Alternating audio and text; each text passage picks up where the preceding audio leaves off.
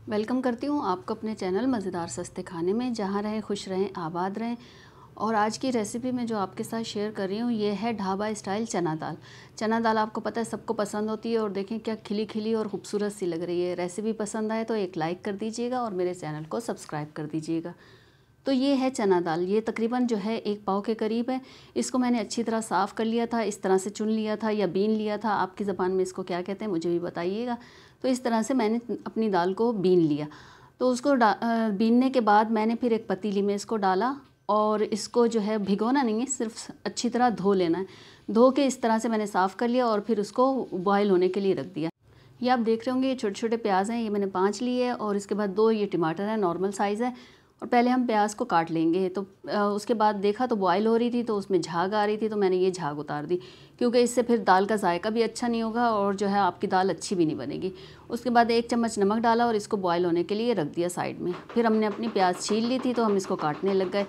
इसको काटने के बाद इस तरह से छोटे छोटे स्लाइस कर लिए थे। पहले ये कटिंग कर लें हम सब चीज़ों की, जब तक हमारी दाल जो है बॉयल हो रही है तो हम मसाला तैयार कर लेंगे।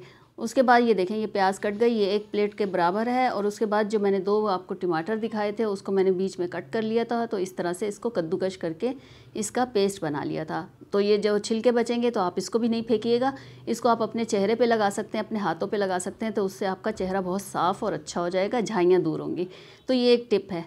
तो दाल हमारी बॉयल हो रही थी, देखें इस तरह से ये बॉयल हो चुकी है। थोड़ी सी इसमें कसर है, मैं इसको थोड़ा सा और दम लगाऊंगी और इसको साइड में रख दूंगी।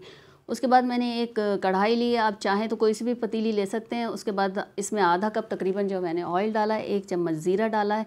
ज़ीरा डालने के बाद ये जो प्याज काटी थी स्लाइस में ये मैंने इसमें डाल दी। पहले हम थोड़ा सा इसको चलाएंगे, थोड़ा सा इसको पिंक सा करेंगे। पिंक अब आपको तो यहाँ दिख नहीं रहा लेकिन ये हल्की हल्की सी पिंक हुई थी। इसको हमने लाल नहीं करना, सिर्फ पिंक करना है। पिंक करने के बाद ये देखें इसकी शक्ल ऐसी हो गई। तो इसके बाद हमने 1 चम्मच जिंजर गार्लिक पेस्ट डाल दिया, आप लहसुन अदरक भी कह सकते हैं। उसको डालने के बाद जब अच्छी इसमें खुशबू आने लगी तो मैंने टमाटर का पेस्ट डाल दिया जो मैंने बनाया था, जो मैंने आपको दिखाया था यानी कद्दूकश किया था। इससे बहुत अच्छा सा पेस्ट बन जाता है और लाइट नहीं हो तो आप बहुत आराम से ये सब बना सकते हैं। और उसके बाद 1 चम्मच भर के मैंने धनिया पाउडर डाला है। उसके बाद 1 चम्मच मैंने जो है लाल मिर्च पाउडर डाला है, आधा चम्मच हल्दी डाली है और आधा चम्मच नमक डाला है। क्योंकि हमने दाल में भी नमक डाला हुआ है तो इसलिए एहतियात कीजिएगा, ऐसा ना हो कि आपकी दाल में मसाले में आपका नमक तेज़ हो जाए, तो एहतियात कीजिएगा। उसके बाद मैंने वही प्लेट थी उसी में थोड़ा सा पानी लिया और इसको चढ़ा दिया, थोड़ा हमारा मसाला गल जाए। तो 10 मिनट बाद देखा तो इसकी ये शक्ल आ रही थी, तो इतनी अच्छी सी शक्ल आ गई। इसको हम थोड़ा सा भूनेंगे, लेकिन अभी भी मुझे इसमें थोड़ी कसर लग रही है तो मैं इसको दोबारा कवर करके रखूँगी ताकि जो है ये थोड़ा और मसाला गल जाए। तो थोड़ी देर और कवर करके रखा था तो इस तरह से मसाला देखें बिल्कुल भुना भुना सा अच्छा सा हो गया। इस मौके पे आपको मेरी रेसिपी अच्छी लगे तो इसे लाइक शेयर कमेंट और मेरे चैनल को सब्सक्राइब कर दीजिएगा ताकि मेरी नई आने वाली वीडियो का नोटिफिकेशन आपको मिल सके। उसके बाद ये कसूरी मेथी ली है, कसूरी मेथी मैंने 1 चम्मच के बराबर ली है। खुशबू के लिए जायका बहुत अच्छा आता है दाल में, बिल्कुल ढाबा स्टाइल आता है।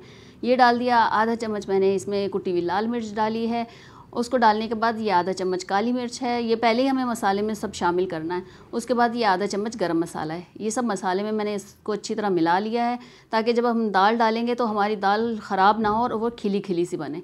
मसाला हमारा बिल्कुल तैयार हो गया है। तो अब हम क्या करेंगे, इसमें से जो ऑयल है ये हम पहले निकाल लेंगे। आपको पता है चने हो या जो चने की दाल हो, इसको जब डालते हैं तो ऑयल गायब हो जाता है, तो वो फिर अच्छी नहीं लगती, उसकी शक्ल अच्छी नहीं लगती। तो इसलिए मैंने ये निकाल दिया। अब जो मसाला था उसमें मैंने बॉयल की हुई दाल, देखें खिली खिली सी दाल, ये मैंने इसमें डाल दी। दाल डालने के बाद मैंने इसको अच्छी तरह मिक्स किया। इसमें थोड़ा पानी मैंने रखा है, ये दाल का खुद का ही पानी है, इसमें मैंने कोई एक्स्ट्रा पानी नहीं डाला। ये जो दाल में थोड़ा पानी था तो ये मैंने उसी में रहने दिया और इस तरह से मैंने इसको पका लिया।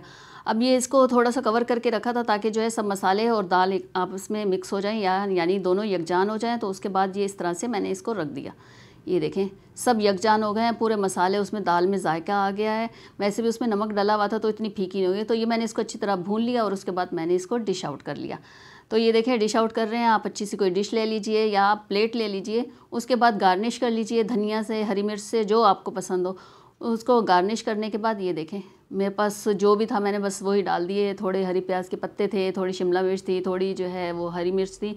इसको लेके मैंने इसको गार्निश कर दिया। शक्ल देखिए कितनी अच्छी लग रही है और ज़बरदस्ती ये दाल बनी थी, क्या आपको बता नहीं सकती इसका क्या ज़बरदस्त सा जायका था, बिल्कुल ढाबे को भी इसने पीछे छोड़ दिया था।